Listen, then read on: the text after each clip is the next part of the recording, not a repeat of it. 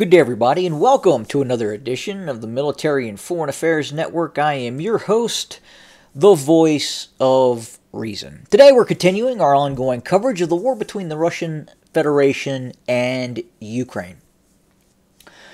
Well, we've been paying very close attention to the ongoing battle for Avdiivka, which has essentially become the siege of Avdiivka and now the collapse of Avdiivka. Furthermore, we're continuing to watch the Zelensky-Zaluzhny saga. Now, it's very interesting. We are seeing the collapse of this Avdiivka pocket, as you can see here on the map. And we're also, obviously, watching what could be the start of the end of the military career of General Zaluzhny. Now, could that turn into something different? Maybe a political career for General Zaluzhny. Quite possibly. But it's very apparent that Avdiivka and Zaluzhny are running in parallel. It is our belief that when Avdiivka falls, and it is no longer a question of if Avdiivka is going to fall, but when Avdiivka is going to fall. Now, when Avdiivka falls, there is going to need to be the perceived notion of accountability within the scope of the Ukrainian military. We believe that Zelensky is going to use the failure of the summer offensive, the fall of Bakhmut, and then finally the fall of Avdiivka. 3 strikes, you're out. Zaluzhny, Avdiivka, their fates run in parallel. Now, is it the fault of General Zaluzhny that Avdiivka is going to fall? No, it's not. He is tasked with a job that is simply overwhelming. Western supplies, in terms of, most importantly, for Zelensky, money.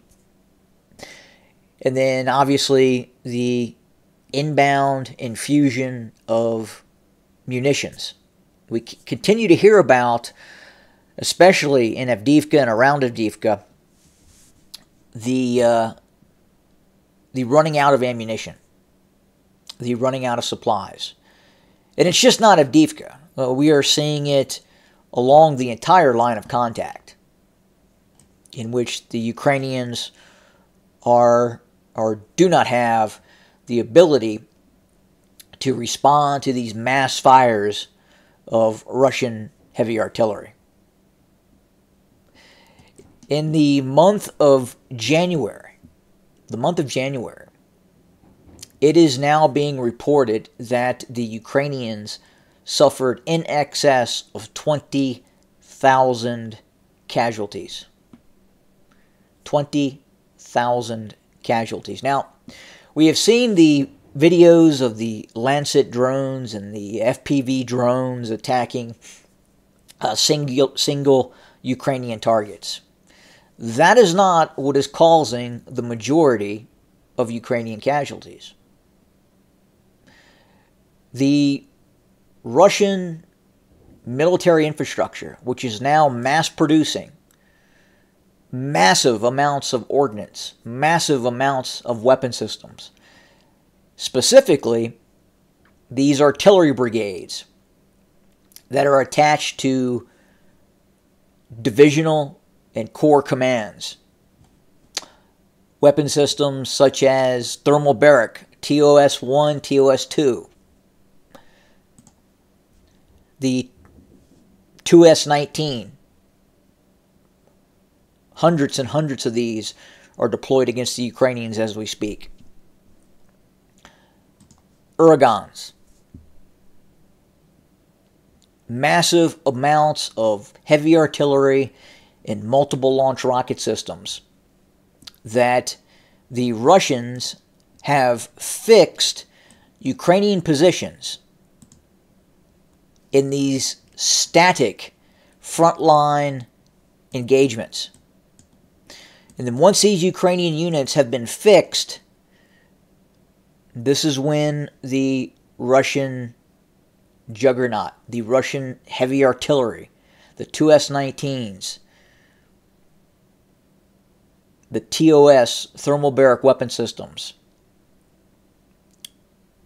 a variety of multiple launch rocket systems.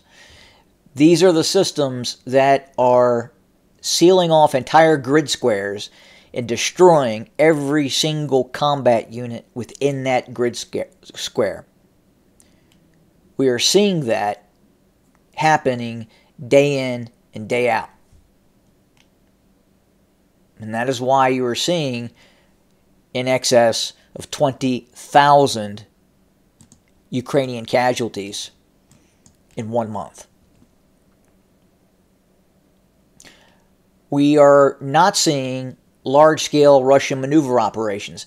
The Russians at this point do not see the need for large-scale maneuver operations. Again, the Ukrainians are obliging.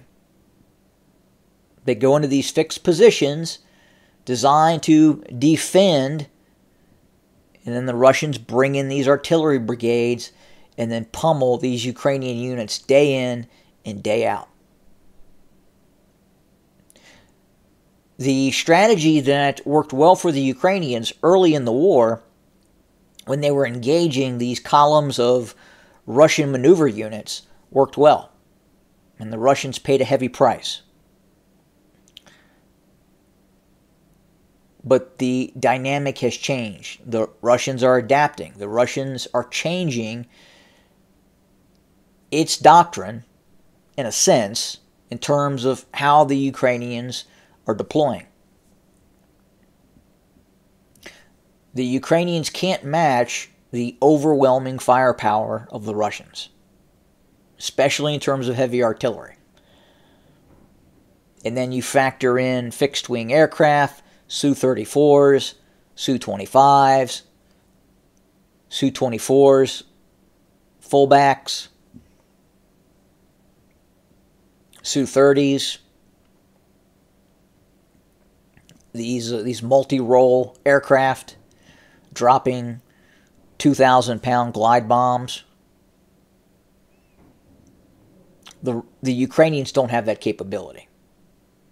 The Ukrainians have one-off in which they can launch pinprick strikes against sensitive Russian targets. But in terms of massing overwhelming firepower from Zaporizhia all the way to Kupiansk and engaging the entire front line in massed artillery fires, the Ukrainians don't have that capability. The Ukrainians recently received the rocket-launched small diameter bomb that has finally gone into Ukrainian service, reportedly.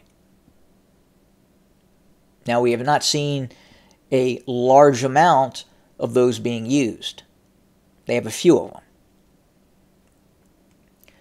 The HIMARS, the Ukrainian HIMARS, continue to be a thorn in the side of Russian forces.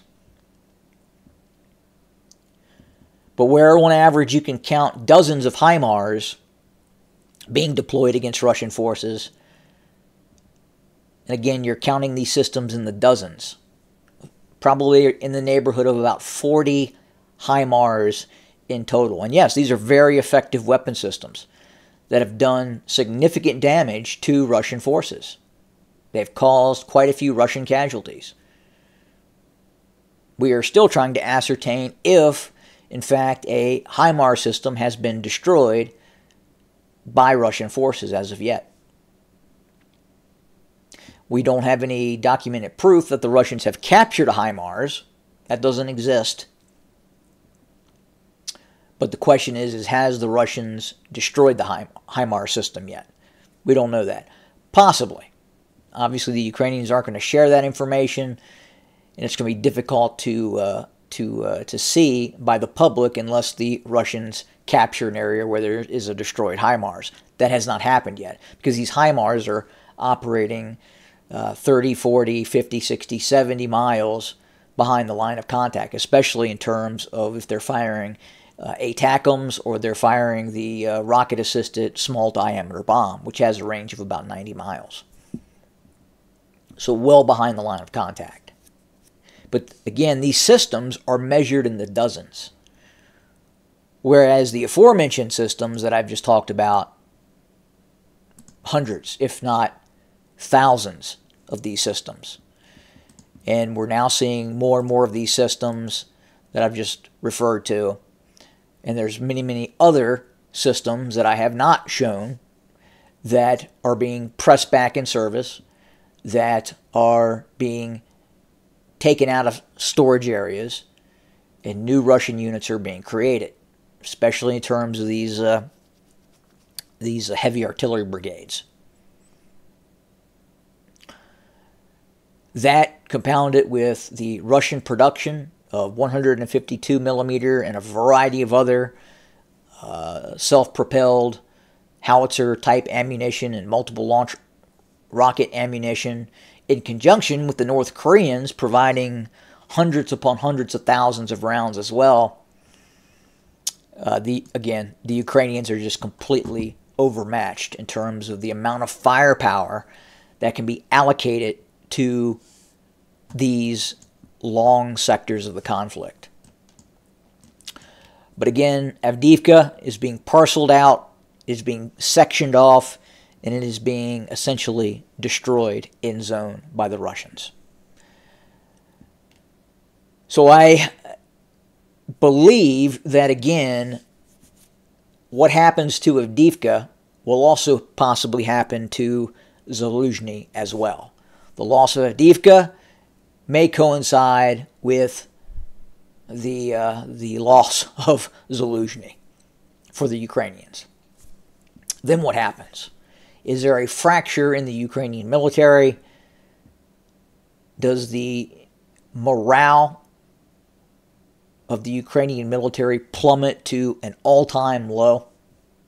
Who takes over the command of the Ukrainian military? Is it a Zelensky yes man, or is it a competent general? It would appear that Zelensky requires positivity. He needs either it's an incompetent general or a competent general. As long as that general provides Zelensky with positive energy, it appears Zelensky will be happy with that general. So we'll have to see what happens. As always, thanks for joining us today. More to come very, very soon. Have a good day.